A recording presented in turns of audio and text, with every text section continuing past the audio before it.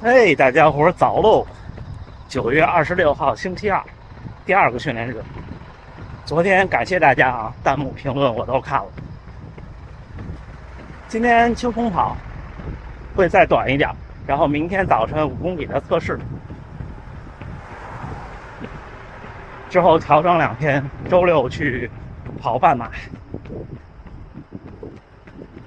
我看好多小伙伴评论说，周末都参加了比赛。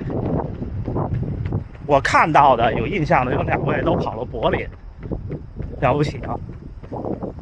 柏林是不是对普通人来说，赛道其实没那么友好？你们看直播也能发现，很多地方挺窄的。我当时记得，差不多到3公里、4公里有一个小桥，那桥特别窄。如果您靠后起跑，真的是挺煎熬。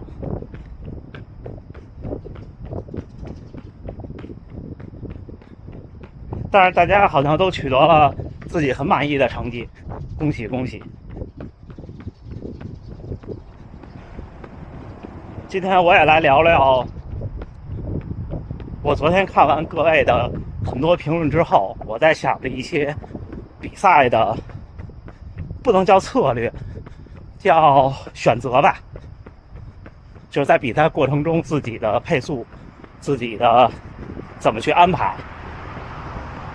今天咱们还是闲聊天。行，那咱一会儿再聊。我现在要过马路了。昨天看评论区也有小伙伴说，周末的国内的比赛冲击240，最后跑崩了，特别能理解。因为你一开始要是奔着240去，你肯定冲击240嘛，就是说自己基本上觉得自己的极限在这儿，那肯定一开始是很辛苦的。现在比赛就是担心这个。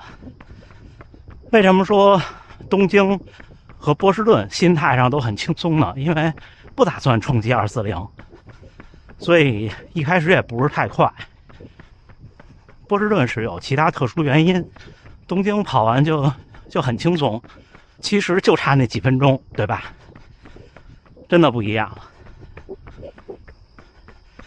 我也经历过冲击240失败，就是去年的北京马拉松。去年北京马拉松之后，我有一个简单的复盘，跟大家聊。大家看我的数据，基本上一开始我就是奔着240去的，大概也是在24公里左右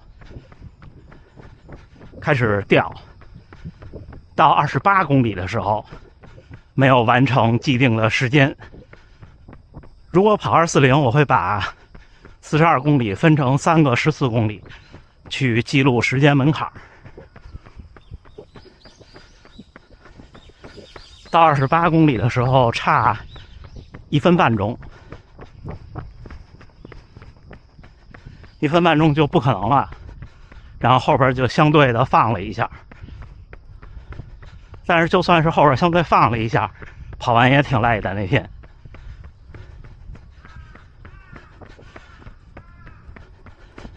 而那天只比第2年的东京快了2分钟，但是那个时候我的竞技状态是要比第2年东京那个时候稍微好一点，因为东京那个时候是几乎就完全没准备，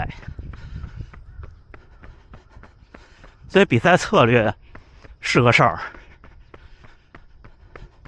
我现在也在考虑，像明天这种5公里没有策略，5公里、10公里都没有策略，你就一直冲就行了。半程马拉松呢，要稍微的想一想，就是以什么配速起步，还有就是15公里左右要不要调整一下，否则的话半马也是会崩的。你可能17公里之后就顶不住那个速度了。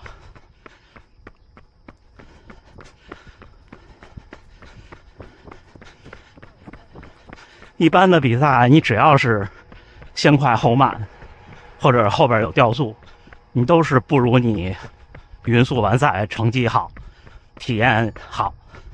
这两个都不如匀速完赛。匀速完赛挺难的，你得制定一个很合适自己当时的比赛的计划配速。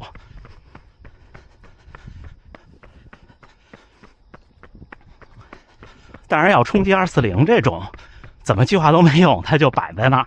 就像去年北京提前1个月，我做了测试，30公里平均配速3分43，但是比赛中仍然还是没做到。周末的半马，我的比赛策略就是不想那么多了，就要往前冲。如果掉了就掉了，这就是看你是激进还是保守。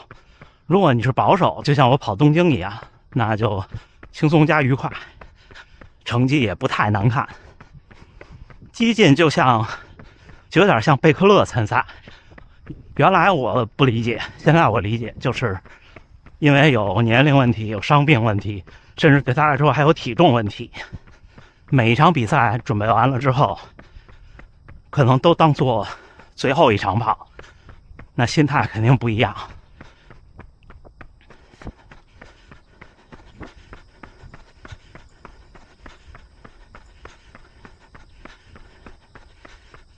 如果那样跑的话，一开始就得拼，那可能拼到后边觉得自己不行就退了。因为就像我刚才说的，你只要盯不住了，速度掉了，或者觉得自己回不来这个之前的速度了，那基本上这场比赛成绩就报废了。那对他们来说，没有成绩就没有意义，完赛。对咱们普通人，那就还是跑完它，对吧？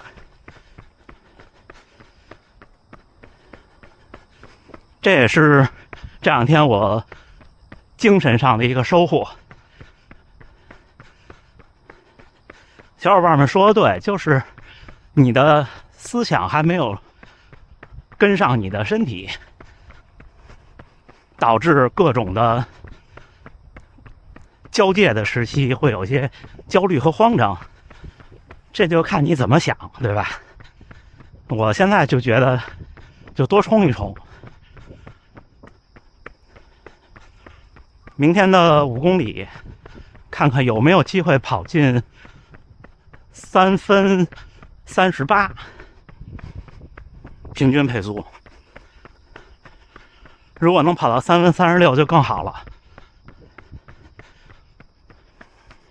但是5公里太短了，就说白了，你真正跑的人眨眼就过去了。半马都是，所以半马顶住速度更关键。如果你顶不住速度的话，你有1公里掉10秒，这10秒再也追不回来。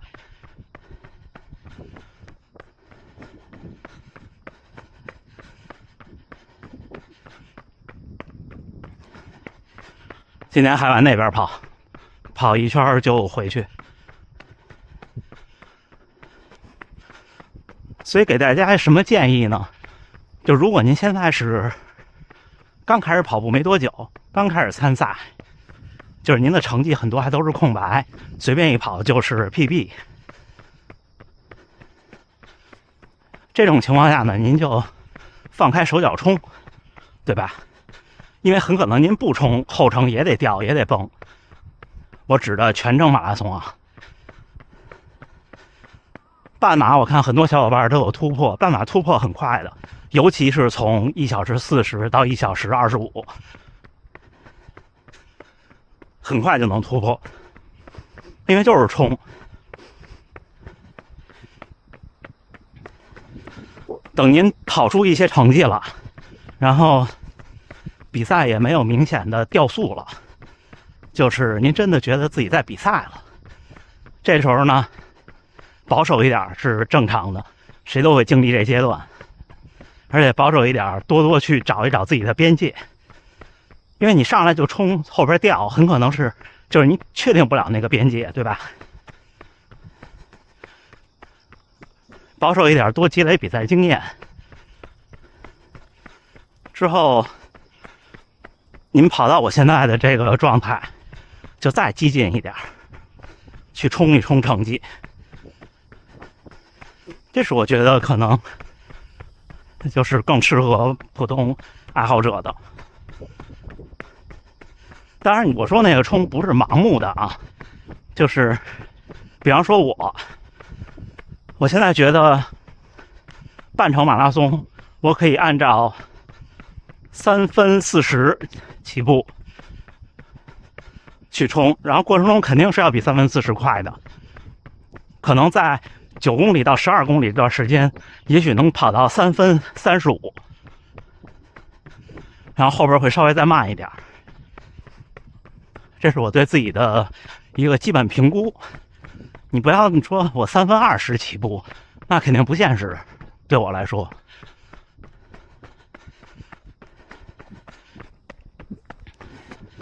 你也可以这么去估计，就按照您最好成绩，然后再快半分钟到1分钟去起步，往前冲呗。但是我半马的 PB 目前来看，就我的速度能力是有难度的，因为那年北京半马我是很尽力跑，很尽力准备的，而且那年状态巨好。那年北京半马跑完，紧接着下个月副中心的全马，那天副中心跑完2小时44，我什么事儿都没有，还能小跑呢。这个人的状态不好说，就像柏林的女子冠军，那太厉害了，2小时11呀，女子。那双鞋，他穿那双鞋就是前几天说那个，这边开始抽签了，82000多日元，就4000多人民币。我没参加，他们说能当理财产品，但是我特别不擅长卖东西。14号出发去东京，15号半马，14号，昨天群里边另外一位跑步的博主，运动博主胡老师，还说在赛道上给我加油，感谢感谢。或者乌鸦叫这一声吓我一跳。行，差不多，我这儿兜一圈就回去了，加油干！哎，9月26号星期二清晨6点31，训练结束啊。今天还是轻松跑，而且跑得很短，就跑了11公里，平均配速4分58。最后的1-2公里，就是那上坡那儿碰见老哥，还有另外一位就是老见到但是没有说话的跑者，两个人一起聊了2句。然后他是跟我同一次在今年跑了波士顿的马拉松，并且呢他又报名了明年的波士顿马拉松。还可以，问我为什么不去，我说美国现在太贵了，我经济条件承受不了，有点。其实是挺想去的，但是真的怎么说呢？又远，然后再加上时差等等，其实成本是只占其中1半的因素吧。等什么时候真的再去挑战波士顿的时候，可能是下一个状态的时候了，差不多就是这样。所以不知道什么时候会进入下一个状态哈，但是我还是现在有一点对速度的渴望，多去跑一跑速度。我觉得这个夏天的训练是成功的，对我的速度的进步，不管是短距离的还是中距离的，现在就是还没有在比赛中测试过，所以后边的比赛都不会太保守，因为也没有很关键的大赛，对吧？就都是中规模的小规模的比赛，真正关键的大赛可能放在明年的春季，到时候看看东京或者大阪或者是无锡等等有没有机会能够去跑一个自己真正认真做几个月系统工程的马拉松，是吧？行，那今天就这么着，跟大家简单聊聊我比赛后边的策略，也跟大家分享我的一些对普通跑者的建议。因为有时候我们就是很矛盾，我昨天为什么能够想明白这个事儿呢？就是因为我放弃了一些矛盾，我突然发现啊，我总说只争朝夕，但是比赛中又太保守，这是不对的。那专业运动员都不怕失败，普通人有什么可怕的呢？对吧？那就努力干，在比赛中努力干，你没成功，这一次你在25公里不行了，下一次可能就是27公里，很可能某一天就是38公里，之后你靠意志力坚持4公里，对吧？都是这么走过来的。其实一开始我们就做得很好，一开始我做得很好啊，一开始我是23公里就跑不动了，就开始走路，之后是30多公里，一开始是32、3公里就开始抽筋儿，然后后来是36公里，然后后来是38公里。我记得我最后一次比赛抽筋儿是就是能力不行那种抽筋儿啊，今天波士顿那个不算，是40公里，大概最后的1公里多，北京马拉松，顶着抽筋的腿坚持下来，那是破4的那一次，之后就再也没有了。那我们提速度其实也是一样的，加油干，加油干，是吧？行，那明天我们5公里的测试赛，看看调整身体状态，明天也加油干，还是祝大家能努力生活，健康平安。明儿见，明儿见。